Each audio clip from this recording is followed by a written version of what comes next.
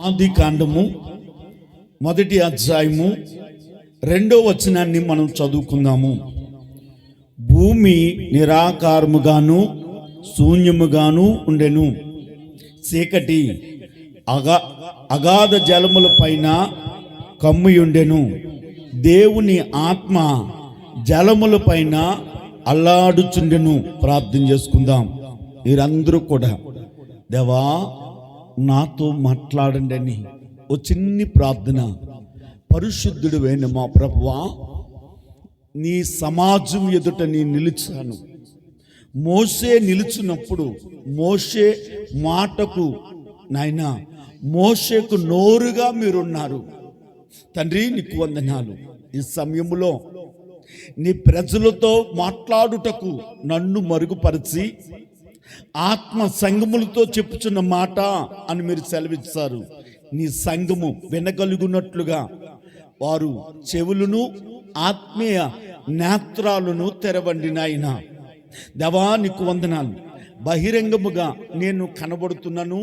నన్ను మరుగుపరిచి నీవు నీ ప్రజలకు అగుపడునట్లు, నీ స్వరము నీ ప్రజలకు వినబడినట్లు పరిశుద్ధాత్ముడా నీ కార్యమును జరిగించమని మా మధ్యకు మంచి బోధకుడిగా దిగువచ్చిన యేసయ్య పేరట ఈ ప్రార్థన అడిగి వేడుకుంటున్నాను తండ్రి, ఆమేన్.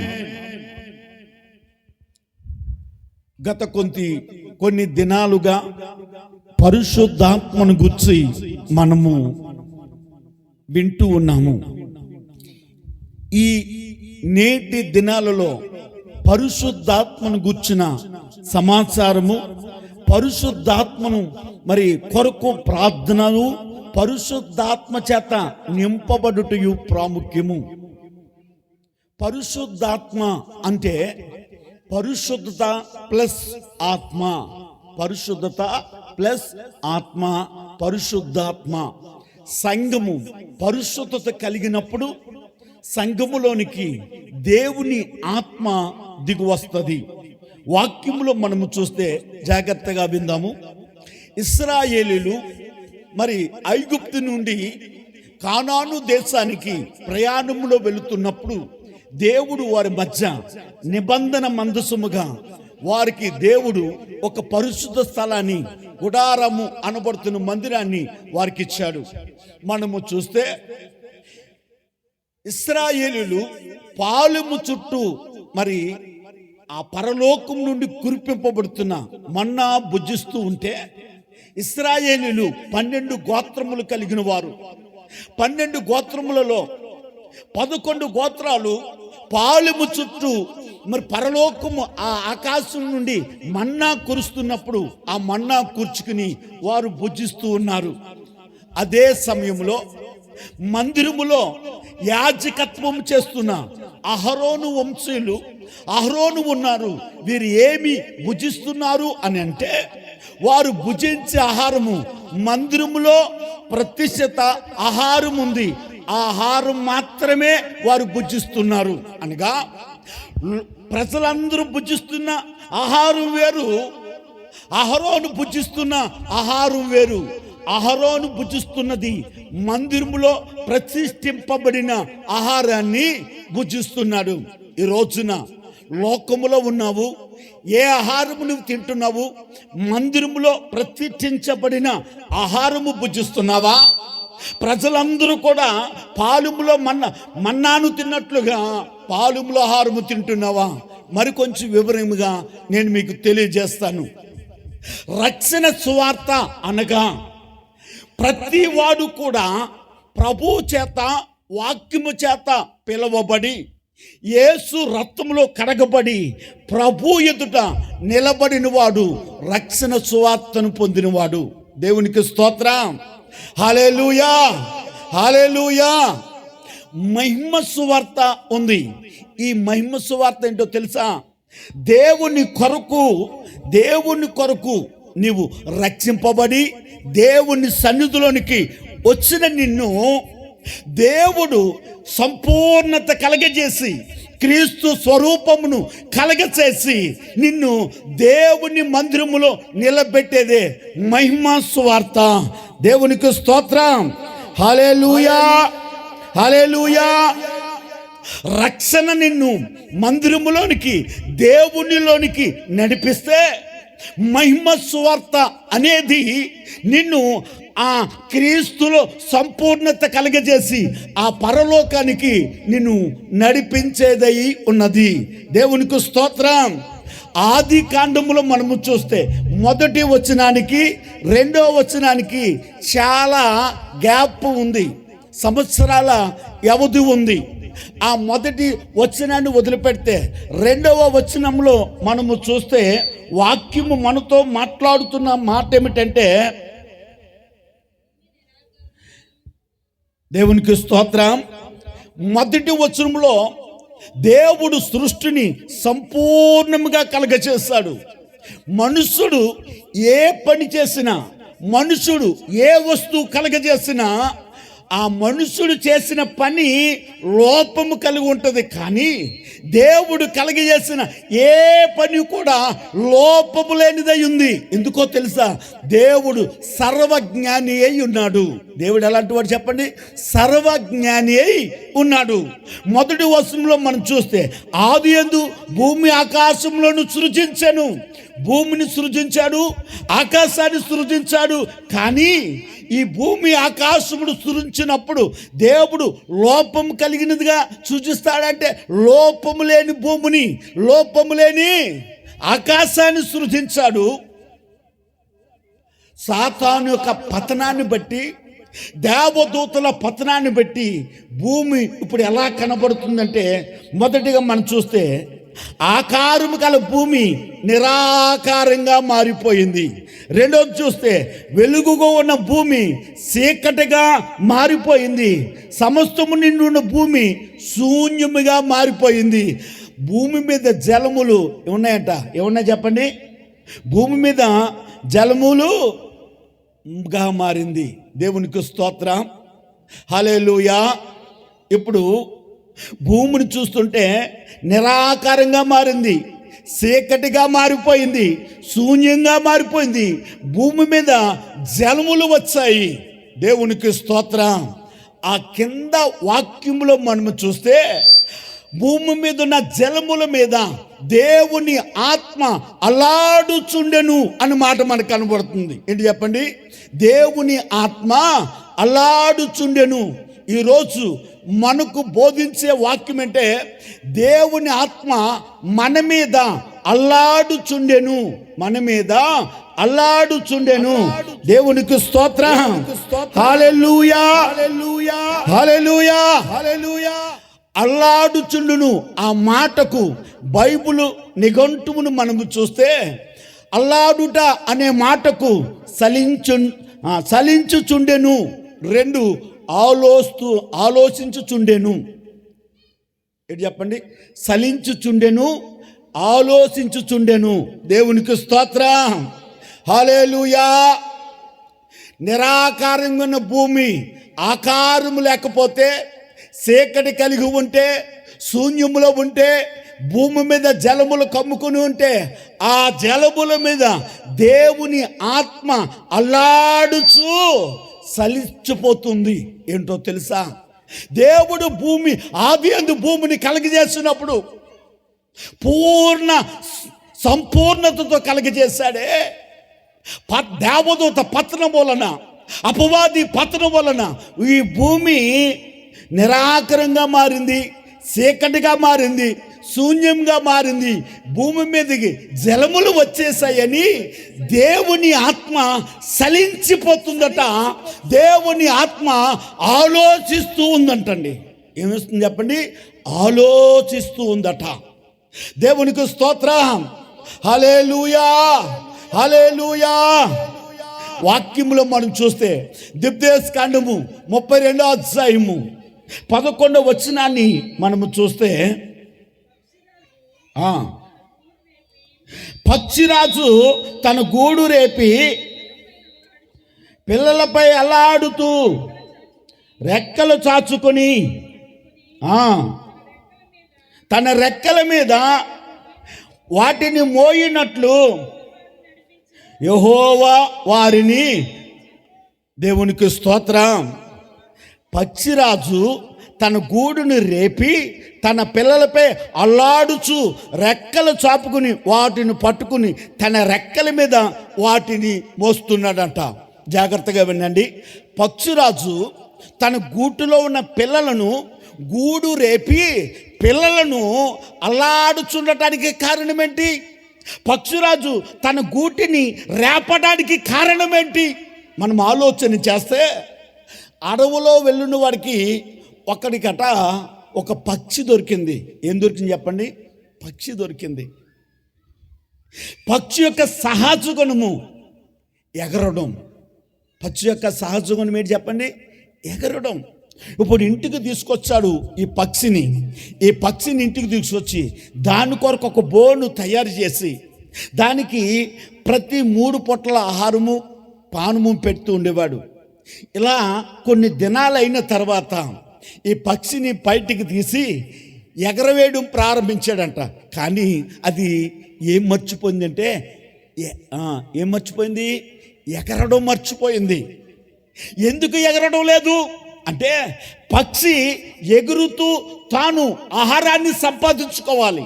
పక్షి ఎగురుతూ తాను నీళ్లను సంపాదించుకోవాలి. పక్షి ఎగురుతూ వేటాడడం నేర్చుకోవాలి. పక్షి ఎగురుతూ శత్రువును ఉనికి పట్టు కనిపెట్టి శత్రువును జయించడం నేర్చుకోవాలి. కానీ ఈ పక్షి పంజరములో పెట్టిన తర్వాత ఇవేవి వాటికి అవసరం లేదు. ఎగరవలసిన అవసరం లేదు. ఆహారము సంపాదించుకునే అవసరం లేదు. నీళ్లు సంపాదించుకునే అవసరం లేదు. శత్రువును ఉనికి పట్టు కనిపెట్టే అవసరం లేదు. కాబట్టి ఏ పనులు చేయకుండానే వాడికి ఏం జరుగుతుంది? అన్నీ జరిగిపోతున్నాయి. కొన్ని దినాలు అయిన తర్వాత ఎగరమంటే ఎగురుతులేదట. ఎంతో మందిని పిలిచాడు. నా పక్షిని ఎగరట్లేదు చూడమంటే నాకలాటోడు వచ్చి ఇప్పుడు ఏమన్నాడంటే ఆ యజమానిని పిలిచి, ఇదిగో దీనికి ఆహారం నీళ్లు పెట్టొద్దన్నాడు. ఎప్పుడైతే ఆహారము పెట్టలేదో నీళ్లు పెట్టలేదో తను ఆహారాన్ని సంపాదించుకోవడానికి నీళ్లను సంపాదించుకోవడానికి ఏం చేయడం ప్రారంభించిందంటే తన రెక్కలు చాచి ఎగరడం ప్రారంభించింది. దేవునికి స్తోత్రం, హల్లెలూయా. పక్షిరాజు తన గూటిని రేపుతున్నాడట. తన గూటులో పిల్లలున్నా సరే తన గూటిని రేపుతున్నాడు. పక్షిరాజు తన గూటిని రేపడానికి కారణమేంటి? మనం ఆలోచన చేస్తే ఈ పక్షిరాజు యొక్క పిల్లలు గూటులోనే ఉండిపోతే వాటికి ఎగరడం రాదు. అవి గూటులోనే ఉండిపోతే ఆహారము సంపాదించుకోవడం రాదు. అవి గూటులోనే ఉంటే శత్రువు ఉనికి పట్టును కనిపెట్టి తప్పించుకోలేవు. కనుక ఇప్పుడు పక్షిరాజు ఏం చేస్తున్నాడంటే తన గూటిని తానే రేపుకుని తన పిల్లల మీద అల్లాడుతున్నప్పుడు ఆ పిల్లలు ఆ రెక్కల మీదకి ఎక్కాయంటండి. దేవునికి స్తోత్రం, హల్లెలూయా. ఇప్పుడు ఆ పిల్లలు ఏం చేశాయంటే ఆ రెక్కల మీదకి ఎక్కిన తరువాత మనం చూస్తే వాటిని మోయినట్లు ఇప్పుడు పక్షిరాజు యొక్క రెక్కలు దేనిని మోస్తున్నాయంటే పిల్లలను మోస్తున్నాయి. ఇప్పుడు పక్షి ఎలా ఎగురుతుందో ఆ పిల్లలు కూడా ఎగరడం, ఆహారము సంపాదించుకోవడం, నీళ్లను సంపాదించుకోవడం, అలాగే మరి శత్రువుని జయించడం, శత్రువు ఉనికి పట్టును కనిపెట్టడం నేర్చుకోవడం ప్రారంభించాయి. దేవునికి స్తోత్రం, హల్లెలూయా. పక్షిరాజు వాటిని మోయినట్లుగా పక్షిరాజు గూటులో ఉన్న పిల్లలను తన గూడు రేపి తన పిల్లల మీద పక్షిరాజు అలాడున్నట్లుగా దేవుడు అంటున్నాడు, నేనే మిమ్మలను మోస్తూ నడిపిస్తున్నాను. ఎలా మోస్తున్నాడైనా, ఎలా నడిపిస్తున్నాడైనా అన్న ఆలోచన మనం చేస్తే పక్షిరాజు వలె దేవుని ఆత్మ మన మీద అల్లాడి మనుషుల మీద అల్లాడుతున్నప్పుడు, మనుషులు ఆ ఆత్మను పొందుకున్నప్పుడు దేవుని ఆత్మ చేత నడిపింపబడుతూ ఉన్నారు. అందుకే కింద మాట అంటాడు, యెహోవా మాత్రమే వానిని నడిపించును. దేవుని ఆత్మ మనలోనికి దిగి వచ్చినప్పుడు ఆ ఆత్మట మనలను సర్వ సత్యములో నడిపిస్తుంది. అనగా యేసు ప్రభువులో సంపూర్ణత మనకు అనుగ్రహిస్తుంది. దేవునికి స్తోత్రం. హల్లెలూయా, హల్లెలూయా. వాక్యం వింటున్నా నువ్వు ఆలోచిస్తున్నావా? దేవుని ఆత్మ జలములపై అల్లాడున్నట్లుగా ఇప్పుడు నేటి దినాలలో మనము చూస్తే దేవుని ఆత్మ ఎక్కడ అల్లాడుతున్నట్టండి చెప్పండి? ఇంకొక మాట మనం చదువుదాం. ఎస్ఐ గ్రంథము 31వ అధ్యాయము 5వ వచనాన్ని మనం చదువుదాం.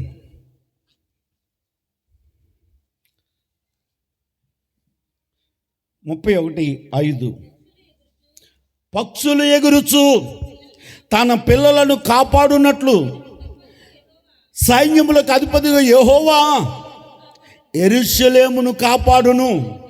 దాన్ని కాపాడుచు విడిపించుచుండెను, దాన్ని హాని చేయక తప్పించుచుండెను. దేవునికి స్తోత్రం. హల్లెలూయా. పక్షిరాజు తన పిల్లల మీద ఎగురున్నట్లుగా దేవుడు ఎగిరి యెరూషలేమును కాపాడుతున్నాడట, యెరూషలేమును విడిపిస్తున్నాడట, దానిని హాని నుండి తప్పిస్తున్నాడట. ఈ రోజున దేవుని వాక్యాన్ని వింటున్నావు, పరిశుద్ధాత్మను గూర్చి వింటున్నావు.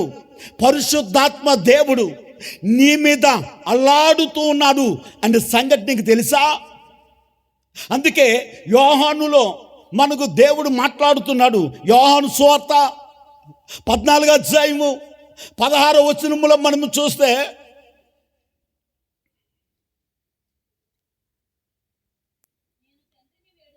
నేను తండ్రిని వేడుకొందును, మీ యందు ఎల్లప్పుడూ ఉండుటకై వేరొక ఆదరణకర్త అనగా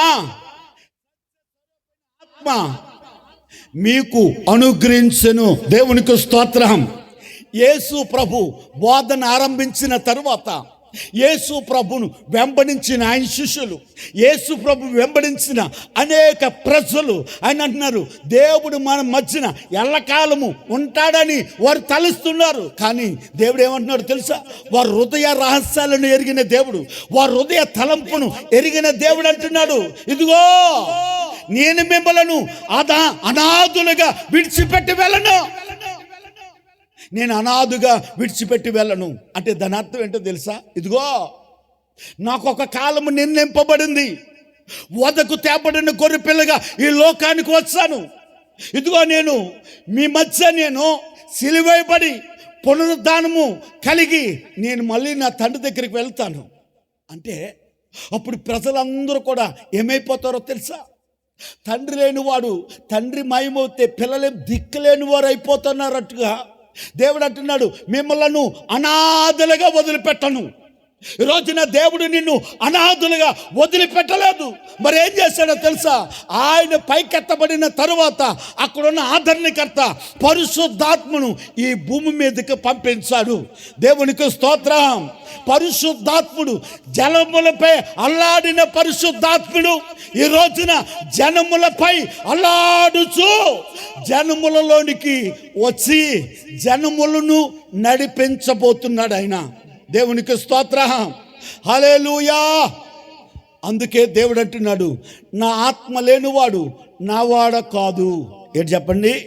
నా ఆత్మ లేనివాడు నావాడు కాదు. ఈరోజు నా దేవుని ఆత్మ మన మధ్యకు పంపబడింది. దేవుని ఆత్మ మన మధ్య మన మీద అల్లాడుతుంది. దేవుని అల్లాడుటు అన్న మాటకు అర్థం సలించుట. అల్లాడుట అనే మాటకు ఆలోచించుట నీ దేవుడు పరిశుద్ధాత్మ మీ మీద అల్లాడుచు మిమ్మలను అట మీ క్రియలను చూసి అల్లాడుచు ఉన్నాడట. దేవునికి స్తోత్రం, హల్లెలూయా. వాక్యంలో రాయబడిన మాట ఏమిటో తెలుసా? నీ దేవుడు ముందు వెనక నిన్ను ఆవరించాడట. నీ పడక, నీ నడక, నీ శరీరాలన్నీ కూడా ఎవరికి తెలుసు? నీ దేవునికి తెలుసు. మీ మధ్య నీ మీద అల్లాడుతున్న పరిశుద్ధాత్ముడు దేవునికి వ్యతిరేకమైన క్రియలు నీలో చూసి పరిశుద్ధాత్ముడు ఏం చేస్తున్నాడు తెలుసా? అల్లాడుతున్నాడు, సలించిపోతున్నాడు. అయ్యో, నా ప్రజలను పరిశుద్ధముగా ఉండవలసిన వారు పాపములో నడుస్తున్నారు, పరిశుద్ధతలో ఉండవలసిన వారు దేవుని ఆత్మచేత నింపబడి పరిశుద్ధతలో దేవుని రూపమునకు మార్చబడవలసిన వారు అపవాది రూపానికి, అపవిత్రతలో మునిగిపోతున్నారని దేవుడు నీ అపవిత్రమైన క్రియలను చూసి సలించిపోతున్నాడు. వాక్యంలో మనం చూస్తే యెషయా గ్రంథము 63వ అధ్యాయము 10వ వచనాన్ని మనం చదువుదాం.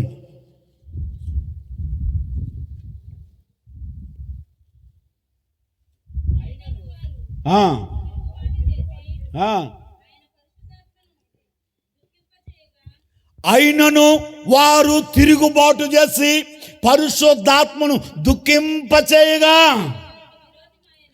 ఆయన వారికి విరోధమాయను. జాగ్రత్తగా విన్నారా? పరిశుద్ధాత్మకు విరోధముగా ఏం చేశారట? పరిశుద్ధాత్మకు విరోధముగా పాపం చేసి, అతిక్రమమును చేసి, దేవుని వాక్యానికి వ్యతిరేకముగా దేవుని వాక్యాన్ని మర్చిపోయి, ఆయన ఆజ్ఞను మర్చిపోయి ప్రజలు దేవుని పరిశుద్ధాత్మను ఏం చేస్తున్నారట? దుఃఖిస్తున్నారట. పరిశుద్ధాత్మను దుఃఖిస్తున్నారట. ఈ రోజున దేవుని వాక్యాన్ని వింటూ దేవుని సన్నిధిని అనుభవించి దేవుని సన్నిధిలో దేవుని ఆత్మచేత నింపబడడానికి ఆయన సన్నిధిలోనికి వచ్చావు. వచ్చిన నీలో పరిశుద్ధాత్ముడు నీ యందు సంతోషిస్తున్నాడా, దుఃఖపడుతున్నాడా? జాగ్రత్త. నీ యందు పరిశుద్ధాత్ముడు, నీ మీద అల్లాడుతున్న పరిశుద్ధాత్ముడు, నీలో ఉన్న పరిశుద్ధాత్ముడు నీ క్రియలను చూసి దుఃఖపడుతున్నాడా, సంతోషిస్తూ ఉన్నాడా? దేవునికి స్తోత్రం, హల్లెలూయా. అందుకే ఎఫెసీ రాసిన పత్రిక 4వ అధ్యాయము 20వ వచనాన్ని మనము చదువుతున్నప్పుడు, ఎఫెసీ పత్రిక 4వ అధ్యాయము 20వ వచనాన్ని మనం చదువుదాం. 30వ వచనాన్ని చదువుదాం. దేవుని ఆత్మను దుఃఖపరచుకుడి. జాగ్రత్తగా వినండి ఈ మాట. దేవుడు నీతోనే మాట్లాడుతున్నాడు, ఎవరితోనూ కాదు. ఎవరితో మాట్లాడుతున్నాడు? నీతోనే మాట్లాడుతున్నాడు. చదవండి. దేవుని పరిశుద్ధాత్మను దుఃఖపరచకండి. ఎలా దుఃఖపరుస్తామో తెలుసా? ఒక్కసారి దేవుని ఆత్మను ఎలా దుఃఖపరుస్తామో తెలుసా? పరిశుద్ధాత్ముడు మీ హృదయాలను ఎరిగి, మీ ఆలోచన ఎరిగి, మీ యొక్క దుఃఖాన్ని ఎరిగి, కృంగిని మీ మనసును ఎరిగి, మరి కృంగిని నీ ఆత్మీయ జీవితాన్ని ఎరిగి, పాడైన నీ ప్రార్థన జీవితాన్ని ఎరిగి, దేవుడు నీ ప్రార్థన జీవితాన్ని కట్టాలని, కృంగిని ఆత్మీయత దేవుడు లేవనెత్తాలని, దేవుడు నిన్ను దర్శించాలని పరిశుద్ధాత్ముడు నీతో మాట్లాడుతున్నప్పుడు నీవు పరిశుద్ధాత్మ యొక్క మాటను వినకుండా అనాలోచనగా దేవుని సన్నిధిలో ఉంటే, నీవు దేవుని వాక్యాన్ని యందు భయభక్తులు కలగకుండా దేవుని వాక్యం వినేటప్పుడు నీవు అనాలోచనగా ఉంటే దేవుడు ఏం చేస్తాడు తెలుసా? దుఃఖపరుస్తున్నాడట. దేవుడు ఏం చేస్తున్నాడు? అయ్యో, నేను నా బిడ్డని ప్రేమించి నా బిడ్డ కొరకే నేను మాట్లాడుతుంటే నా మాట వినట్లేదు, నా మాట పెడచవును పెడుతుంది. ఎప్పుడు బాగుపడుతుంది నా కుమార్తె? ఎప్పుడు తన ప్రవర్తన మార్చుకుంటుంది, ఎప్పుడు తన జీవితాన్ని మార్చుకుంటుంది, ఎప్పుడు తన కుటుంబాన్ని మార్చుకుంటుంది, ఎప్పుడు కృంగిపోయిన తన జీవితాన్ని లేవనెత్తుకుంటుందని పరిశుద్ధాత్ముడు దుఃఖపడుతున్నాడన్న సంగతి తెలుసా? ఈ రోజున ప్రభు సన్నిధిలోనికి వచ్చావా? ఆసామాసిగా రాలే, ఏదో కథసేపు దేవుని మాటలు వినిపోవడానికి రాలేదు. దేవుని వాక్యము చేత ఆత్మ సంబంధమైన మందిరముగా కట్టబడడానికి వచ్చావు. దేవుని పోలికగా మార్చబడడానికి వచ్చావు. దేవుని పోలికని యందు కలగాలి. ఈ రోజున దేవుని సన్నిధిలో ఉన్న నీవు కాలాశాపానికి వస్తే కాదో, దేవుని వాక్యము నేను గద్దిస్తున్నప్పుడు ఆ గద్దింపుకు లోపడు. దేవుని వాక్యము నీ హృదయాన్ని తాకుతున్నప్పుడు ఆ వాక్యాన్ని హృదయంలో పెట్టుకుని, నీ హృదయంలో ఉన్న వాక్యాన్ని నీ పాదాలకు దీపంగా చేసుకుని, నీ మనసును నీ వాక్యానికి లోబాటు చేసుకుని, దేవునికి లోబాటు తత్వము కలిగి దేవుని దగ్గర వినయముతో బ్రతుకో, సమ్మతి గల మనస్సుతో బ్రతుకో. దేవునికి స్తోత్రం. హల్లెలూయా, హల్లెలూయా. వింటుంది, విన్నయండి. కింద లైన్ కూడా చదవండి. విమోచన దినము వరకు ఆయన యందు మీరు ముద్రింపబడి ఉన్నారు. జాగ్రత్తగా విన్నారు ఈ మాట. పరిశుద్ధాత్మను గూర్చి మాట్లాడుతున్నప్పుడు పరిశుద్ధాత్ముడు పురుషలింగము, తండ్రి అయిన దేవుడు పురుషలింగము, కుమారుడైన దేవుడు పురుషలింగము. పరిశుద్ధాత్ముడు పురుషలింగము, స్త్రీలింగము కాదు. పరిశుద్ధాత్మను పరిశుద్ధాత్ముడు అని పిలవాలి. దేవునికి స్తోత్రం. హల్లెలూయా. ఇప్పుడు జాగ్రత్తగా వినండి. ఆయనంట పరిశుద్ధాత్మలో మీరు ముద్రింపబడ్డారు. ఇప్పుడు మనలో పరిశుద్ధాత్మ ముద్రింపబడిందా? పరిశుద్ధాత్మలో మనము ముద్రింపబడ్డావా? వినండి. ఎలా? వాక్యాన్ని మళ్ళీ చదవండి. క్వశ్చన్ రివర్స్ చేసేసరికి మీకు కూడా ఆలోచనలో ఉన్నారు, చూసారా? విమోచన దినము వరకు ఆయన యందు మీరు ముద్రింపబడి ఉన్నారు. ఆయన యందు అంటే పరిశుద్ధాత్ముడు యందు మీరు అనగా మనము ముద్రింపబడి ఉన్నారు. దేవునికి స్తోత్రం. హల్లెలూయా. దేవుని సన్నిధిలోనికి వచ్చావా? నీవు నీ దేవుని పరిశుద్ధాత్ముడులో ముద్రింపబడి ఉన్నావు అనగా నీ రూపము దేవునిలో ముద్రింపబడింది. ఎక్కడ? దేవునిలో ముద్రింపబడింది. ఎప్పుడు వరకు తెలుసా? విమోచన దినము అనగా ఈ భూమి మీదకి 7 ఏళ్ళ శ్రమకాలము రాబోతుంది. ఈ భూమి మీదకి నాశన పుత్రుడు రాబోతున్నాడు. ఈ భూమి శ్రమల ఆరంభానికి ముందు దేవుడు ఆ మధ్యాకాశములోనికి పెండ్లు కుమారుడిగా వస్తున్నాడు. ఆ పెండ్లు కుమారుడిగా వస్తున్న ఆ ప్రభు దగ్గరకు ఎవరు వెళ్తారో తెలుసా? ఎవరు వెళ్తారో తెలుసా?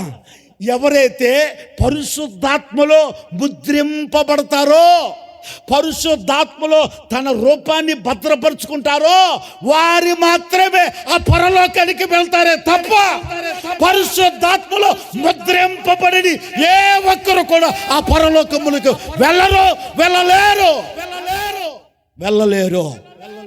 ఈ రోజున ప్రభు వాక్యాన్ని వింటున్నావా? పరిశుద్ధాత్మలో నీవు ముద్రింపబడ్డావా?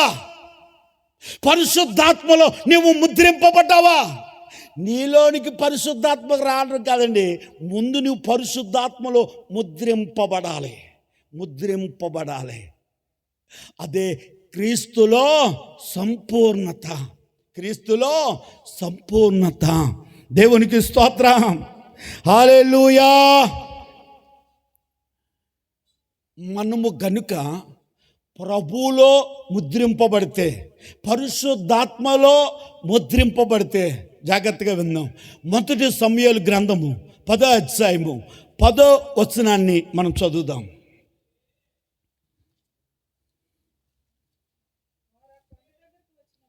వారు కొండ దగ్గరికి వచ్చినప్పుడు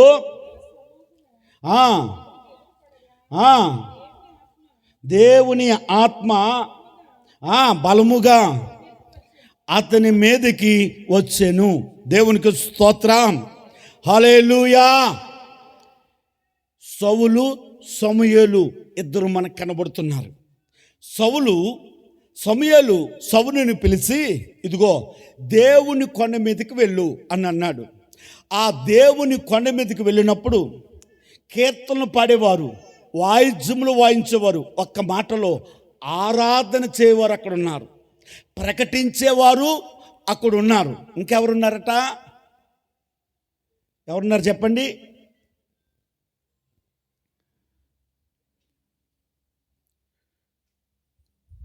ఉన్నత స్థలమైన చితారను వాయించుచు దిగువచ్చు ప్రవక్తల గుంపు. ఏంటి చెప్పండి, జాగ్రత్తగా వినండి. ఎప్పుడైతే సౌలు అనే వ్యక్తి దేవుని కొండ మీదకి ఎక్కాడో, అక్కడ ఆ సౌలుకి 3 సంగతులు: 1 ఆరాధన, 2 ప్రకటన, 3 ప్రవక్తల గుంపు. జాగ్రత్తగా వినండి. 1 ఆరాధన, 2 ప్రకటించేవారు, 3 ప్రవక్తల గుంపు. ఎప్పుడైతే కొండ మీదకి ఎక్కి ఆరాధనలో ఉన్నాడో, ప్రకటించే చోట ఉన్నాడో, ప్రవక్తల గుంపులో ఉన్నాడో, జాగ్రత్తగా విన్నారా? ప్రవక్తల గుంపులో ఉన్నాడో, ఇప్పుడు సౌలు మీదకి జరిగిన సందర్భం ఏంటంటే దేవుని ఆత్మ బలముగా దిగువచ్చింది. ఎలా వచ్చిందట? బలముగా దిగువచ్చింది. జాగ్రత్తగా విన్నారా?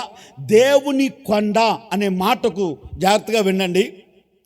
దేవుడు పేతురుతో మాట్లాడుతూ, పేతురు నీవు కేప అను పిలువబడతావు. కేప అనే మాటకు బండ. ఈ బండ మీద నా సంఘమును కట్టుదును, పాతాళలోక ద్వారములు దాని ముందు నిలవనేరవో అని అన్నాడు ఆయన. దేవునికి స్తోత్రం, హల్లెలూయా. అనగా దేవుని కొండ, దేవుని బండ అంటే ఏంటో తెలుసా? యేసు ప్రభులు వారు, యేసు ప్రభు అను బండ మీద సంఘము కట్టబడింది. యేసు ప్రభు అను బండ మీద నీవు దేవుని కొరకు కట్టబడడానికి ఈ స్థలములోనికి వచ్చావు. ఈ స్థలం ఏంటో తెలుసా? దేవుని కొండ. దేవుని కొండ.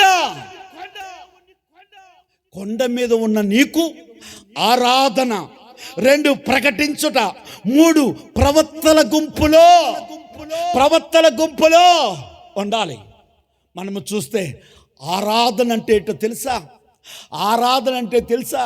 కీర్తనలు పాడుతున్నప్పుడు, వాయిద్యాలు వాయిస్తున్నప్పుడు, పరవశులై ప్రభువుని స్తుతిస్తున్నప్పుడు మనము ప్రభువులో ఐక్యమైపోతాం. అప్పుడు ఎప్పుడు మనము ప్రభువులో ఐక్యమవుతామో, ఎప్పుడు ప్రభువులో మనము పరవశం అవుతామో, అప్పుడు దేవుని ఆత్మ మనలోనికి వస్తుంది. దేవునికి స్తోత్రం. సౌలు ఏం చేశాడు తెలుసా? ఆ కొండ మీదకి ఎక్కి ఈ ఆరాధనలో ఉన్నాడు. రెండోదిగా మనం చూస్తే ప్రకటించుట. ఏడు చెప్పండి? ప్రకటించుట.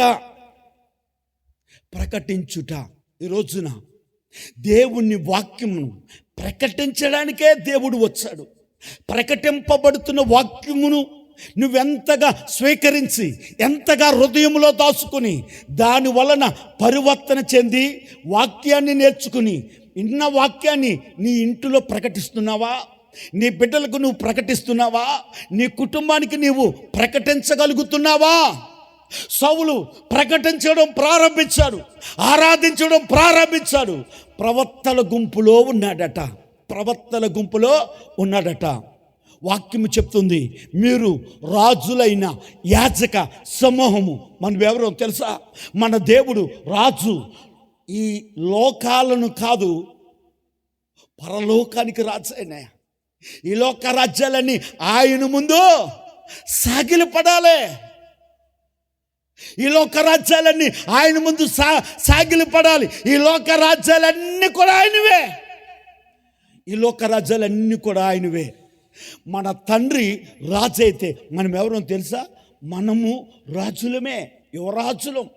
ఆయన రారాజు, మనము యువరాజులం. రెండోదిగా చూస్తే ఆయన అంటాడు, రాజులైన యాజక సమూహము. మన తండ్రి, మన యేసయ్య యాజకుడు అయినప్పుడు మనం ఎవరో తెలుసా? మనము కూడా యాజకులమే. మనము యాజకులం. యాజకుడైన నీవు, రాజులైన నీవు దేవుని సంఘము, దేవుని కొండ అనబడుతున్న స్థలం మీద ఆయనను ఆరాధిస్తున్నప్పుడు ఆరాధన నీలో ఉందా? దేవుని పరవశులై ప్రభువుని స్తుతించి ఆరాధించే అనుభవం నీలో ఉందా?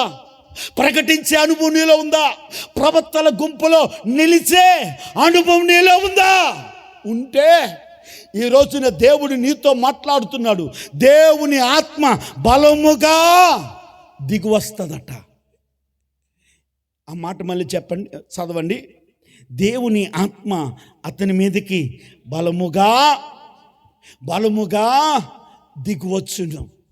ఎప్పుడు దేవుని ఆత్మ సౌలులోనికి బలముగా దిగివచ్చిందో ఆ కింద వచనంలో రాయబడిన మాట ఏంటో తెలుసా? సౌలుకి కొత్త మనసు పుట్టిందంట, కొత్త మనసు వచ్చిందట. దేవునికి స్తోత్రం. ఈ రోజున దేవుని సన్నిధిలో ఉన్నా నువ్వు, కొత్త మనసు నీలో పుట్టిందా? దీనినే వాక్యం అంటుంది. అపోస్తలుడైన పౌలు అంటున్నాడు, నవీన స్వభావము. ఏంటి చెప్పండి? నవీన స్వభావము.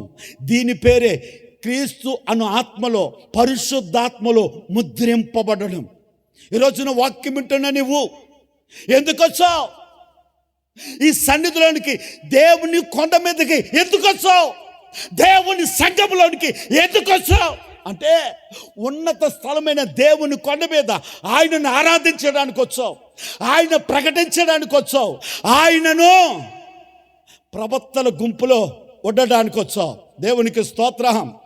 Oh, same like never know the God I feel and every Lord and know the same of spring.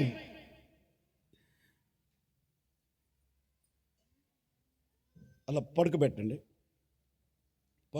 అలా. దేవునికి స్తోత్రం. హల్లెలూయా, హల్లెలూయా. పరిశుద్ధాత్ముడు మన మీద అల్లాడుతూ ఉన్నాడు. ఎందుకో తెలుసా? నీలో శుద్ధ హృదయం కలిగితే అల్లాడుతున్న ఆత్మ మనలోనికి వస్తుంది. అల్లాడుతున్న ఆత్మ మనలోనికి వస్తుంది. కనుక వాక్యం వింటున్న నీవు మనము దేవుని ఆత్మ చేత నింపబడటానికి, దేవుని ఆత్మచేత నింపబడటానికి మనమందరము కూడా పచ్చిరాజు అల్లాడునట్లుగా దేవుడి నీ మీద అల్లాడుతున్నాడు. ఎందుకో తెలుసా? దేవుడు పావురం వలె, దేవుని సంఘములో పరిశుద్ధాత్మ పావురం వలె ఎగరటానికి నేర్పడానికి దేవుడి నీ మీద అల్లాడుతున్నాడు. ఒక్క నిమిషం అందరము కూడా కలిగిన వారు మోకరించండి, లేనివారు లేచి నిలబడండి. ఏ వాక్యము నువ్వు విన్నావో, ఏ వాక్యము చేత నువ్వు నింపబడ్డావో ఆ వాక్యాన్ని జ్ఞాపకం చేసుకుంటూ, అయ్యా నా మీద అల్లాడుతున్న పరిశుద్ధాత్ముడా నాలోనికి రండి అని ఒక్కసారి ప్రార్థన చేసుకుందామా?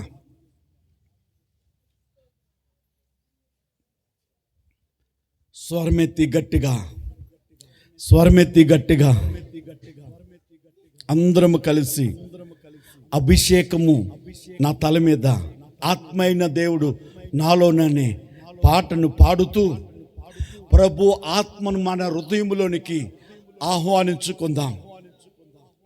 అభిషేకం నా తల మీద, ఆత్మైన యేసు నాలోనా, అభిషేకం నా తలపైన ఆత్మైన యేసు నాలోనా, ఆరాధన నీకే నా యేసు రాజా, ఆరాధన నీకే నా యేసు రాజా, ఆరాధన నీకే నా యేసు రాజా, ఆరాధన నీకే నా యేసు రాజా, అభిషేకం నా తలపైన ఆత్మాయైన యేసు నాలోనా, ఆత్మాయైన యేసు నాలోనా. అందరము కూడా మా మధ్య అల్లాడుతున్న పరిశుద్ధాత్ముడా, సంచరించుతున్న పరిశుద్ధాత్ముడా, నాలోనికి రండి, నాలోనికి రండి అయ్యా, నాలోనికి రండి అయ్యా. తండ్రి, పక్షి తన గూటి మీద ఎగురుతూ పిల్లల మీద అల్లాడుచు తన పిల్లలను తన మీదకి ఎక్కించుకొని పిల్లలను నడిపించినట్లుగా పరిశుద్ధాత్ముడా, నేను నీలో ముద్రింపబడటానికి నాలోనికి రండి అని. అమ్మా, ఇది పరిశుద్ధాత్ముని దర్శించే సమయం. కళ్ళు మూసుకోవాలి, పరిశుద్ధాత్మను కోరుకోవాలి, పరిశుద్ధాత్మను నీ హృదయంలోనికి నీవు ఆహ్వానించుకోవాలి. స్వరమెత్తి గట్టిగా, ఆత్మైన దేవుడా నాలోనికి రండి, పరిశుద్ధాత్ముడా నాలోనికి రండి, నాలోనికి రండి. మీ మధ్య సంచరించుచున్న పరిశుద్ధాత్ముడు, మీ మధ్య సంచరించుతున్న పరిశుద్ధాత్ముడు మీలోనికి వస్తే పరిశుద్ధాత్ముడే మిమ్మల్ని నడిపిస్తాడు, దేవుడే మిమ్మల్ని నడిపిస్తాడు. పరిశుద్ధాత్ముడా మా బిడ్డల మీదకి రండి, స్వరమెత్తి ప్రార్థించాలి. పరిశుద్ధుడివైన మా ప్రభువా, నీ సన్నిధిలో నీ బిడ్డలందరినీ మీ చేతులకు అప్పగిస్తున్నాను తండ్రి. ఆత్మ దేహము కలిగి కడవరి దినాలలో ప్రజలందరి మీద నా ఆత్మను కుమ్మరిస్తానని మీరు వాగ్దానం ఇచ్చిన దేవుడు, ఇదిగో నీ వాగ్దానము కనిపెడుతుండీ బిడ్డలందరి మీద పరిశుద్ధాత్మ అభిషేకము కురిపింపబడినట్లు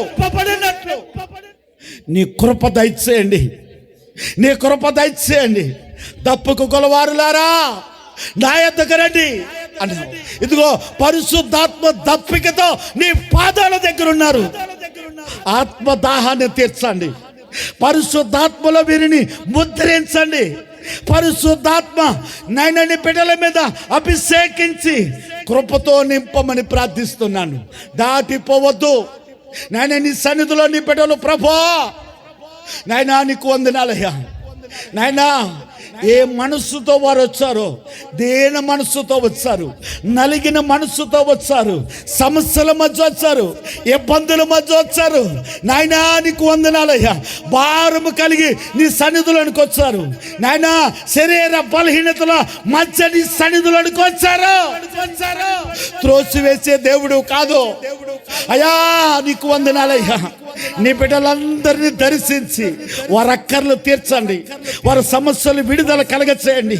వారు కోరిన ప్రతి అమ్నైనా కార్యమును వారి పట్ల జరిగింపబడును గాక, దేవుడు దర్శించును గాక, దేవుని ఆత్మతో నింపబడును గాక, సమాధానము అనుగ్రహింపబడును గాక, స్వస్థత అనుగ్రహింపబడును గాక, గర్భఫలము దేవుడు మీ గర్భములు తెరవబడును గాక, మీ ఇంటిలో శుభకార్యములు జరుగును గాక, దేవుడు మీ సంతోషకరమైన దినములుగా మార్చును గాక.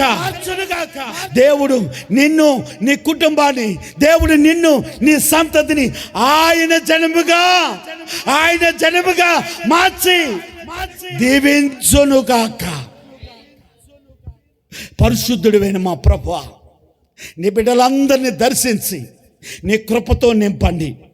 ఈ గ్రామం అంతా మీ చేతులకు అప్పగిస్తున్నాను అయ్యా. ఈ గ్రామం అంతా కూడా ఆత్మ సంబంధమైన మందిరములుగా మీరు కట్టుటకు నీ బిడ్డ రీతిగా ఏర్పాటు చేసుకుని పిలవండి నాయన.